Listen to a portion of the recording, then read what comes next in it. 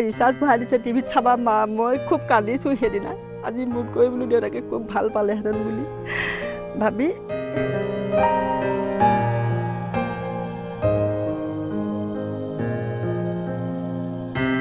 সুখৰ নহয় মোৰ দুখো লাগিছে বেয়া মানে ভালো লাগিছে টিভিত ওলাব মোতকৈ যদি দেউতাক থাকিলেহেঁতেন কিমান সুখী হ'লহেঁতেন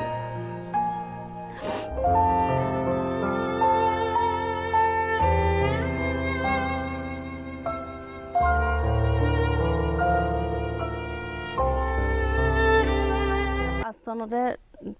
2005 চনত জুন মাহতে দেউতাক ঢুকাইছে তাই তেতিয়া 3 বছৰ তাৰপৰা কম 6 মাহমানতে তাই স্কুলত দিলোঁ খুব কষ্টত তাইক মই ডাঙৰ দীঘল কৰিলোঁ তেতিয়া স্কুলত যোৱা সময়ত তেতিয়া খুব বেছি মানে 2 টকা পইচাই বহুত তেতিয়া 2 টকা 1 টকা তেনেকুৱা তাই যেতিয়া স্কুলত যায় লগৰ বাইকজনী যায় আৰু ককাইকেইজন যায় স্কুলত LP স্কুলত পঢ়ি থকা অৱস্থাত তেতিয়া স্কুলত যাওঁতে মা মোক কয় মা পইচা টকা দিয়াচোন তেতিয়া মোৰ হাতত পইচা পাতি নাথাকে তেনেকৈ কেতিয়াবা ককাহঁতে দিয়ে বা বৰ্তাহঁতেও থাকিলে দিয়ে তাৰপিছত তাই মই তেতিয়া বুট বান্ধি দিওঁ হাতত নিবলৈ এইটো মই একদম সম্পূৰ্ণ সত্য কথা বুট বান্ধি দিওঁ তাই কয় মই বুট নাখাওঁ স্কুলত বুট ঠেকেচা মাৰি থৈ যায় ঘৰৰ পৰা কিবা বান্ধি দিলে তাৰপিছত দিব নোৱাৰোঁ তাইক মই স্কুলত অলপ আগবঢ়াই থৈ আহোঁগৈ মনটো ভাল লাগক বুলি মানে মানলৈ যাওঁতে আৰু তেতিয়া মোৰ খুব দুখ লাগে তেতিয়া সেইবিলাক কথা মনত পৰিলে তেতিয়া তাৰ পাছৰ পৰা LP পাছ কৰিলে তাৰপিছতে সোণাপুৰ স্কুলৰ পৰা সেয়া মেট্ৰিক পাছ কৰিলে তাৰপাছত মেট্ৰিক পাছ কৰাৰ পাছত তাই লখিমপুৰত পঢ়িবলৈ মন আছিলে টাউনৰ সেই মানে কমাৰ্চ কলেজত পঢ়াৰ কথা খুব ইচ্ছা কৰি আছিলে মই ভাবিলোঁ মই চাগে ইমান দূৰত পঢ়াব নোৱাৰিম তাৰপৰা ময়ো 2012 চনত অংগনবাদীৰ কাৰণে 12 চনত আমাৰ নিচলাল কৰুণাবৰী ব্লকত হৈছিলে ইণ্টাৰভিউ কাৰণে মই বহুত কষ্টও কৰিছিলোঁ আৰু 16টা কুৱেশ্যন সুধিছিলে 15টা কুৱেশ্যনেই মই পাৰিছিলোঁ ক'বলৈ তাৰপাছত গম পালোঁ যে এইবিলাক চব টকা খেল আৰু তেতিয়া মই বহুত দুখীয়া তেতিয়া মই লোকৰ ঘৰত ধান কটাৰ দিনত ধান কাটোঁ বাৰিষা হ'লে লোকৰ ঘৰত মাটিও ৰুওঁ নিজৰ ঘৰখনো ৰোৱাৰ পাছত আৰু লোকৰ ঘৰতো কৰোঁ তেনেকৈ আৰু জব কাৰ্ডৰ কাম কৰিছিলে কিমান চনত জানো সেই তেতিয়া মই ৰাস্তাত কামো কৰিছিলোঁ মই কোনো লাজ নকৰোঁ যিকোনো কাম কৰিবলৈ মানে যিকোনো নহয় মানে যিকোনো কৰি খালে কোনো লাজৰ বিষয় নহয় বুলি মই ভাবোঁ আৰু নকৰিলেও মোৰ উপায় নাই যে তাৰপিছতে হেৰি অংগনবাদী সেয়া নাপালোঁ অংগনবাদীৰ কাৰণে গৈছিলোঁ কিন্তু যিজন দাদাৰ ওচৰলৈ গৈছিলোঁ 3 দিনমান ইণ্টাৰভিউ হোৱা 3 দিনমানৰ আগত গৈছিলোঁ তেতিয়া দাদাজনে ক'লে এইবিলাকত লাগি আছে মানুহ এই আপোনালোকৰ গাঁৱৰ মানুহ বেলেগ মানুহ লাগি আছে তেনেকৈ ক'লে তাৰপৰা মই ইমান কান্দিলোঁ কৰিলোঁ দাদা মোক দিয়কচোন মই এই গহনাখিনি ৰাখক মোক গহনাখিনিয়ে নোখোৱাই মই চাকৰি হোৱাৰ পাছত মই গহনাখিনি লৈ যাম আপোনাৰ পৰা তাৰপিছতে মোক নিদিলে তেতিয়াই মই জেদ কৰিলোঁ নহয় মোৰ ছোৱালীজনী পঢ়াবৰ কাৰণে মই কিবা এটা কৰিবই লাগিব তাৰপৰা 12 চন গ'ল 13 চনত এইফালে জাতীয় বিদ্যালয়খন চুবুৰ তিনিআলি বুলি কয় আমাৰ ঘৰৰ পৰা প্ৰায় 5 কিলোমিটাৰ হয় তাৰপিছতে খাচী ছাগলী এটা বেছি চাইকেল এখন ল'লোঁ লৈ সেই স্কুলত গ'লোঁ ইয়াৰ পৰা প্ৰায় অহা যোৱা মোৰ 10 কিলোমিটাৰ হয় মই চাইকেল লৈ যাওঁ তাত 13 বছৰ কৰিলোঁ 2013 পৰা কৰিছোঁ নেকি হয় 2013 পৰা এতিয়া এই 2024 চনৰ মাৰ্চৰ পৰা মই যোৱা নাই মানে তেনেকৈ খুব কষ্ট কৰি মই ছোৱালীজনীক পঢ়ালোঁ তাৰপৰা কমাৰ্চ কলেজৰ পৰা তাই সেই 3 বছৰ BA পাছ কৰিলে কৰাৰ পাছত তাই ঘৰত এতিয়া কি কৰিম কি নকৰিম বুলি মোৰ আগত কয় মই ক'লোঁ মই তাৰপৰা দাদা মানে বৰজনা হয় 2জনী ছোৱালী গুৱাহাটীত থাকে তাৰপৰা সিহঁতৰ লগত পাতিলোঁ সিহঁতে ক'লে এনেই থকাতকৈ আমাৰ ইয়ালৈকে পঠাই দিয়ক খুৰী তেনেকৈ ক'লে তাৰপিছত তালৈকে পঠাই দিলোঁ তাত গৈ সিহঁতে ভৰাই দিলে ক্লিয়াৰ ভিজন বুলি কয় গুৱাহাটী শিলপুখুৰীত আছে সেই তাতে 6 মাহমান কৰিলে 6 মাহমান কৰাৰ পাছতে তাৰপৰা ভগৱানো অকণমান চকু মেলি চালে মোৰ দুখ কষ্টবিলাক তাৰপিছত তেনেকৈ দাদা এজনক লগ পালে তেখেতৰ নাম বিশেষ আমি ল'বই লাগিব দাদাজনে প্ৰায় নেকিব আহমেদৰ গান এটা কৰিবলৈ পালে সুযোগ পালে তেখেতেই সকলোখিনি কৰাই দিলে কৰোৱাৰ পাছত এতিয়া গান 10টামান বনালে হ'ব তাৰপৰা বনোৱাৰ পাছত এতিয়া সেই চিৰিয়েলখনত সুবিধা পালে চিৰিয়েলৰ এতিয়া কাম মানে প্ৰথম যেতিয়া চিৰিয়েলখনত ওলাব বুলি আপুনি টিভিত ওলাব গম পাইছিলে কেনে অনুভৱ হৈছিল তেতিয়া মই মানে ক'ব নোৱাৰো মই সেই দিনটো সেই আগদিনাখনৰ পৰা মই খুব বেয়া লাগিছিলে মই ক'ব পৰা নাই মই কান্দি খুব দুখ লাগিছে দেউতাকলৈ মনত পৰিছে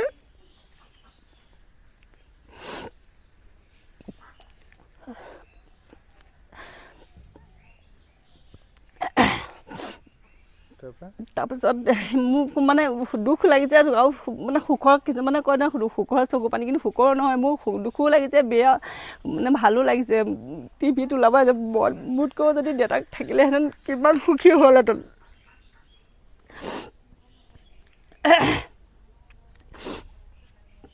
সকলোৱে এইখিনি চবেই ফূৰ্তি কৰিছে তাই ৰিচাৰ্জ ভৰাই দিছে টিভিত চাবা মা মই খুব কান্দিছোঁ সেইদিনা আজি মোতকৈ বোলো দেউতাকে খুব ভাল পালেহেঁতেন বুলি ভাবি তাৰপৰা সকলোকে কৈছোঁ কোনোবা ঘৰৰ যিখিনি মাহী মহা সেইবিলাকক কৈছোঁ মাহী মোমাইহঁতক কৈছোঁ চাব বুলি এতিয়া ৰিলছটো মানে সেইটো টাইমত যোনটো গানত মই ৰিলছটো বনাইছিলোঁ খুব ভাইৰেল গান মানে সেইটো মই আপোনাৰ এনেই সন্ধিয়া টাইমত ভণ্টি এজনীৰ লগত ওলাই গৈছিলোঁ তাৰপিছত দেখিছোঁ যে আমাৰ মানে সেইটো গাঁৱৰ মাজৰ ৰাস্তা হয় আমি এইফালে ইমান অহা যোৱা কৰিব নালাগে কিন্তু সেইটো টাইমত ওলাই গৈ পেলাই দেখিলোঁ যে একদম অৱস্থা নাই মানে দলংখনৰ ওচৰতে এখন স্কুল আছে LP স্কুল আছে তাৰপিছত সেইটো গানটোতো ট্ৰেণ্ডিঙত চলিয়ে আছে তেতিয়া দলংখনৰ সৈতে খুব মিলি গৈছে মানে তাৰপিছত মই ভণ্টি ক'লোঁ তই কেমেৰাটো ধৰ মই এটা ৰিলছ বনাওঁ তাৰ ভিডিঅ'টো বনাই পেলাই আপলোড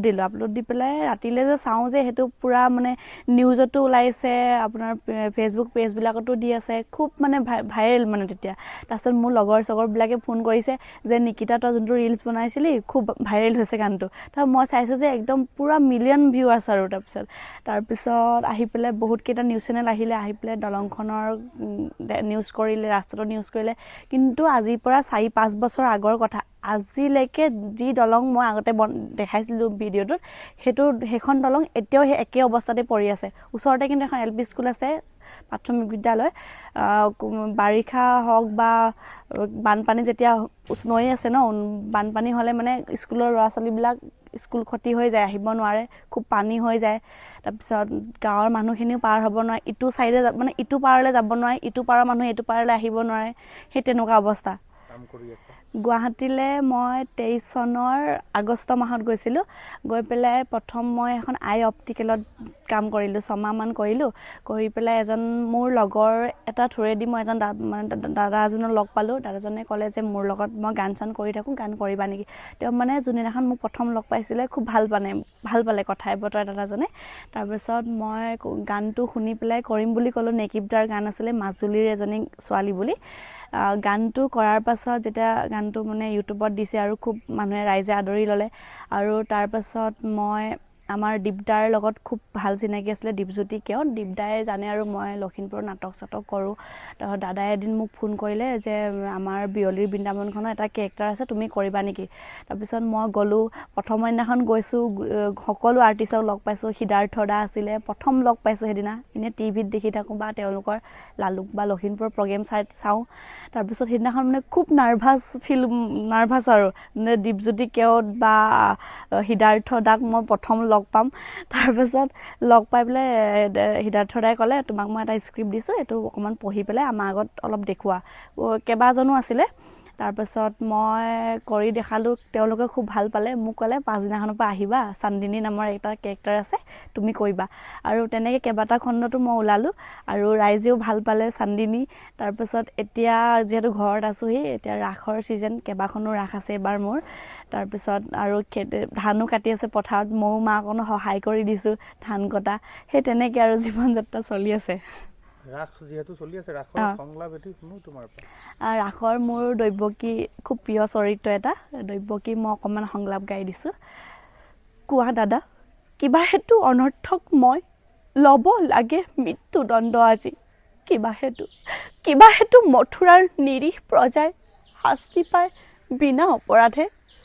ৰজা হৈ ৰাক্ষস মূৰ্তিৰে মানৱ নামত কিয় কলংক সানিছা দাদা